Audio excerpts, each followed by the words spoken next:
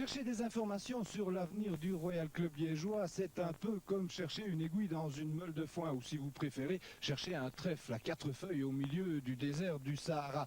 Tout le monde sait, mais personne ne veut parler. Ou alors, lorsqu'on le fait, c'est pour démentir une vraie info, ou simplement utiliser ce que l'on appelle communément la langue de bois. À croire que l'avenir du Royal Club liégeois, c'est un secret d'État. C'est bien simple, il est plus difficile d'obtenir des infos sur l'avenir du club que sur l'affaire Augusta, c'est tout vous dire.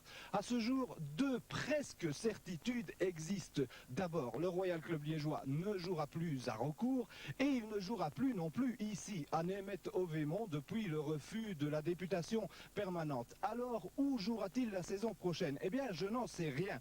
En tout cas, ce matin, nous avons fait le tour de différentes infrastructures de la région qui ont été citées ces derniers temps et où le Royal Club liégeois pourrait très bien évoluer la saison prochaine. Alors je vous propose de suivre le guide. Németh, c'est donc comme Capri, c'est fini. Le gouvernement wallon n'a pu confirmer un engagement sur la prise en charge financière des travaux d'aménagement. La province a donc dit non. Pourtant, Németh tenait la corde. Avant cela, on avait parlé de Préyon. Il n'aurait pas fallu beaucoup d'aménagement au petit coquet stade des bords de Vesdre. Et puis, Franz Farine avait à un moment été pressenti pour la reprise du club liégeois. Mais aujourd'hui, Préyon, c'est du passé. Farine a quitté le club et préside aux destinées du CS Verviers. Une page est tournée.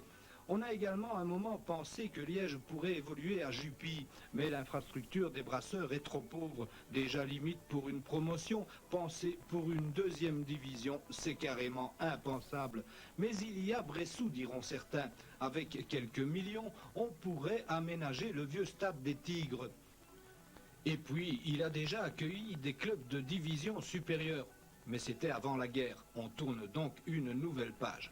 Surgit alors l'idée de voir Liège évoluer en alternance avec Tilleur-Saint-Nicolas à Bureau-Fosse. L'invitation a été lancée, mais est restée sans réponse. Peut-être Tilleur-Saint-Nicolas est-il trop proche du Standard. Le Standard, c'est l'avant-dernière solution, celle qu'adopte Liège pour terminer cette saison. Une solution qui ne remporte pas le suffrage des supporters. On tourne donc une nouvelle fois la page. Aujourd'hui, voilà que surgit Herstal, ou plutôt ressurgit. On avait déjà mentionné Herstal il y a quelques semaines, mais on parlait alors d'une fusion, une idée qui n'a pas plu aux armuriers. On tournait donc la page, mais on ne fermait pas le livre. Aujourd'hui, on reparle de Herstal. Des pourparlers sont en cours entre les deux clubs et les choses, semble-t-il, avancent bien. Il ne manque plus qu'un accord écrit. Ce stade, avec quelques aménagements, pourrait très bien accueillir les Liégeois une semaine sur deux, en alternance avec le club local. Mais il faudrait une nouvelle tribune, de nouveaux vestiaires et agrandir la surface de jeu, en largeur et en longueur. Pour cela, il faut trouver des fonds, chose à laquelle s'attellent quelques sauveteurs du Royal Club liégeois qui préfèrent rester discrets. On les comprend. En tout cas, aujourd'hui, il semble que l'avenir de Liège passe peut-être par Herstal. Oui. Tu permets un instant?